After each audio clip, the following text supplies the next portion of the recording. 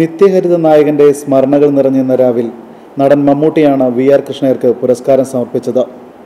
ആചരിക്കുന്നത് മാത്രം പ്രചരിപ്പിക്കുന്ന കാപട്യങ്ങളില്ലാത്ത വ്യക്തിത്വമായിരുന്നു പ്രേം നസീറിൻ്റേത്. സാധാരണക്കാരൻ്റെ അവകാശങ്ങൾക്ക് വേണ്ടി 99-ാം വയസ്സിലും പോരാടുന്ന കൃഷ്ണയ്യർക്ക് പുരസ്കാരം സമർപ്പിക്കാൻ കഴിഞ്ഞതിൽ സന്തോഷമുണ്ടെന്നും മമ്മൂട്ടി പറഞ്ഞു. സ്വഭാവശുദ്ധിയും ധാർമ്മിക മൂല്യവും ജീവിതത്തിലുടനീളം പുലർത്തിയ പ്രേം നസീറിൻ്റെ പേരുള്ള പുരസ്കാരം ലഭിച്ചതിൽ അതിയായ സന്തോഷമുണ്ടെന്ന് വി.ആർ. കൃഷ്ണയ്യർ പറഞ്ഞു. ഇത്രയും സ്വഭാവശുദ്ധി, ധാർമ്മിക മൂല്യങ്ങൾ നിലനിർത്തിയിട്ടുള്ള ഒരു സിനിമാ നടൻ വേറെ ഇല്ല എന്ന് തന്നെ പറയേണ്ടിയിരിക്കുന്നു.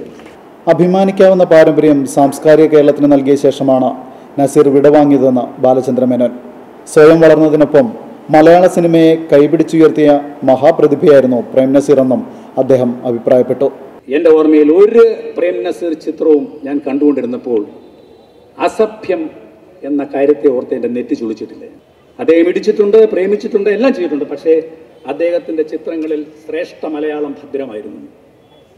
ഇന്ന് സിനിമയിൽ മലയാള ഭാഷയെ വൾഗറൈസ് ചെയ്യുന്നതാണ് ആൾക്കാർക്ക് ഇഷ്ടമെന്നൊരു ധാരണ ഉണ്ടാക്കി വെച്ചിട്ടുണ്ട്. അതിന് നസീർ സാർ കൂട്ടുനിന്നിട്ടില്ല എന്നുള്ളതാണ് അദ്ദേഹം മലയാള സിനിമയ്ക്ക് നേരിട്ടുള്ള ഏറ്റവും വലിയ സംഭാവന എന്ന് ഞാൻ കരുതുന്നു. ചടങ്ങിന് മന്ത്രി M.K. മുനീർ അധ്യക്ഷത വഹിച്ചു. Collector P.I. Sheikh Fareed, Hibi Eden MLA, നടൻ ജനാർദ്ദനൻ, സിനിമാ സംവിധായകൻ ശശികുമാർ, പ്രേം നസീറിന്റെ മകൻ ഷാനവാസ് തുടങ്ങിയവർ ചടങ്ങിൽ സംബന്ധിച്ചു. സൂര്യകൃഷ്ണമൂർത്തി സംവിധാനം ചെയ്ത ലൈറ്റ് ആൻഡ് സൗണ്ട് ഷോയും ചടങ്ങിന് മാറ്റുകൂട്ടി. Shanavas, TV Now, Kochi.